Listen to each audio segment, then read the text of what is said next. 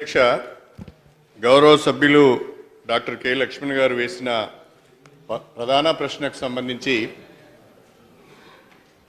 1997లో public service commission ద్వారా 480 మంది school assistants select కాబడ్డారు. అందులో 222 మంది తెలంగాణకు అలాట్ అయ్యారు. వాళ్లకు ఈ యూనిఫైడ్ సర్వీసెస్ సంబంధించిన డిస్ప్యూట్కు సంబంధం లేదు కాబట్టి వాళ్ళకు నేరుగా ప్రమోషన్స్ ఇవ్వాలి అని చెప్పి ప్రధానమైన ప్రశ్న ఈరోజు వారు వేయడం జరిగింది. దానికి సంబంధించినంతవరకు అధ్యక్ష, మనము స్కూల్ అసిస్టెంట్స్ రిక్రూట్మెంట్కి సంబంధించి మనం GOMS నెంబర్ 40 ద్వారా 7/2/1992 నుండి మొన్నటి వరకు జరిగిన అన్ని నియామకాలలో కూడా స్కూల్ అసిస్టెంట్ పోస్టులను డిస్ట్రిక్ట్ క్యాడర్ పోస్ట్గానే భావించడం జరిగింది. దాన్ని ఎప్పుడు కూడా మనం జోనల్ పోస్ట్గా భావించలేదు. మీరిచ్చిన RTI ద్వారా సమాచారాన్ని సేకరిస్తే దాని జోనల్ పోస్ట్ అని చెప్పి సమాచారం ఇచ్చారు అన్నారు. మరి జోనల్ పోస్ట్ అనే సమాచారము ఎవరిచ్చారో నాకు తెలియదు, కానీ స్కూల్ అసిస్టెంట్ పోస్ట్ అనేది 1992 నుంచి ఇప్పటి వరకు కూడా డిస్ట్రిక్ట్ క్యాడర్ పోస్ట్గానే పరిగణించబడుతున్నది.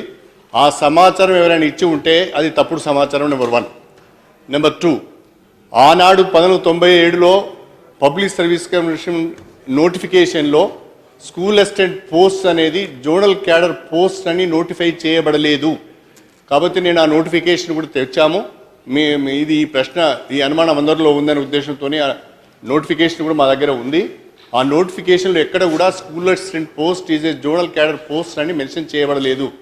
అయితే ఆ RTI ద్వారా వచ్చిన సమాచారం మాత్రము కొంత తప్పుగా ఉన్నట్టుగా మీరు చెప్పినట్టు మీరు ఏదో RTI రెఫరెన్స్ కూడా ఇచ్చారు.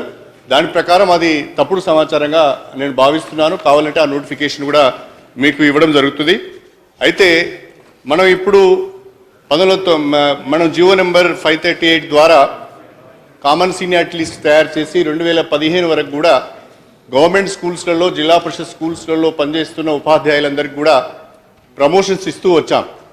దీనిపైన కొంతమంది హైకోర్టుకు వెళ్తే హైకోర్టు GOMS 538ను కొట్టివేయడం జరిగింది. ఆ తర్వాత గవర్నమెంట్ SLP కింద సుప్రీంకోర్టు కూడా వెళ్తే సుప్రీంకోర్టు కూడా 30th సెప్టెంబర్ 2015లో ఒక ఫైనల్ జడ్జిమెంట్ ఇస్తూ 538 GOను హైకోర్టు కొట్టివేసిన దాన్ని అప్హెల్డ్ చేయడం జరిగింది. చేస్తూ వాళ్ళు మనకు రాష్ట్రాలకు ఒక వెసులుబాటు కల్పించారు.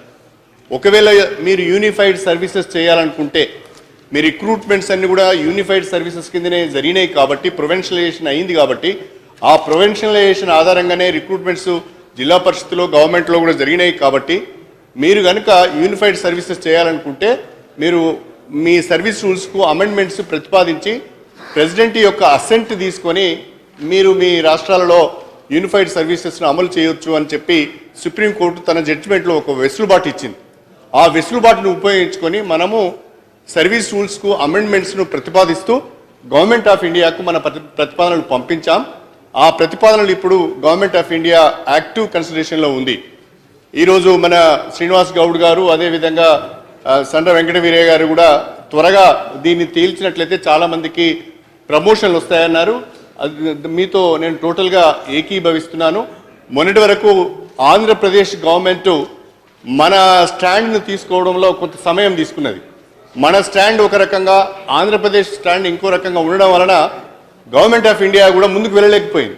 అప్పుడు నేను కౌంటర్ పార్ట్ ఆంధ్రప్రదేశ్కి సంబంధించిన ఎడ్యుకేషన్ మినిస్టర్ గంటా శ్రీనివాసరావుతోని, అక్కడున్న ఎడ్యుకేషన్ సెక్రటరీ గారితో కూడా నేను మాట్లాడి, మేము తెలంగాణ గవర్నమెంట్ ఏదైతే నిర్ణయం తీసుకున్నదో, ఏదైతే స్టాండ్ తీసుకున్నామో దాన్ని మీరు కూడా ఫాలో అయితేనే బాగుంటుంది, లేకుంటే ఫ్యూచర్లో అనేక రకాలైన లీగల్ లిటిగేషన్స్ వస్తాయని వాళ్ళకి నచ్చజెప్పి వాళ్ళ ద్వారా కూడా గవర్నమెంట్ ఆఫ్ ఇండియాకు మన లైన్లోనే ప్రతిపాదనలు కూడా పంపించడం జరిగింది. ఇప్పుడు బోత్ ది స్టేట్స్, అప్పుడు ఉమ్మడి ఆంధ్రప్రదేశ్కి సంబంధించి ఇప్పుడు 2 రాష్ట్రాలు ఏవైతున్నాయో 2 రాష్ట్రాలు కూడా ఏకాభిప్రాయంతో యూనిఫైడ్ సర్వీసెస్ విషయంలో గవర్నమెంట్ ఆఫ్ ఇండియాకి వెళ్ళింది కాబట్టి తప్పకుండా త్వరలోనే యూనిఫైడ్ సర్వీసెస్ సంబంధించిన ఆమోదం లభిస్తుంది.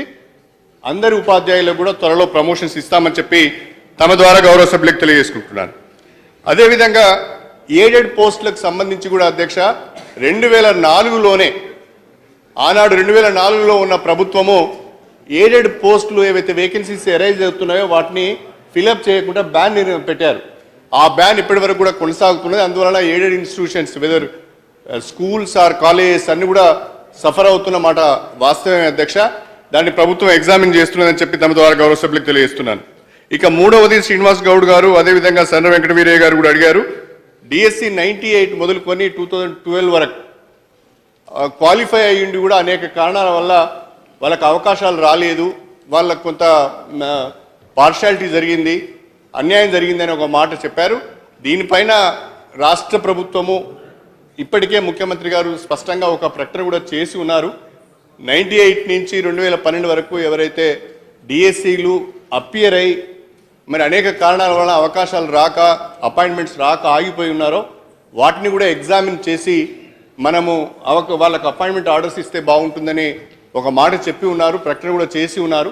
దాన్ని ప్రస్తుతం ఎగ్జామిన్ చేస్తున్నాము. లా డిపార్ట్మెంటు అదేవిధంగా జిఐడి డిపార్ట్మెంట్లు కూడా ఎగ్జామిన్ చేసినాయి. ఫైల్ ప్రస్తుతం ప్రాసెస్ చేసినాం. అది ముఖ్యమంత్రి గారి ఆమోదం కొరకు పంపించడం జరిగింది అని చెప్పి తమ ద్వారా గౌరవ సభ్యులకు తెలియజేస్తున్నాను.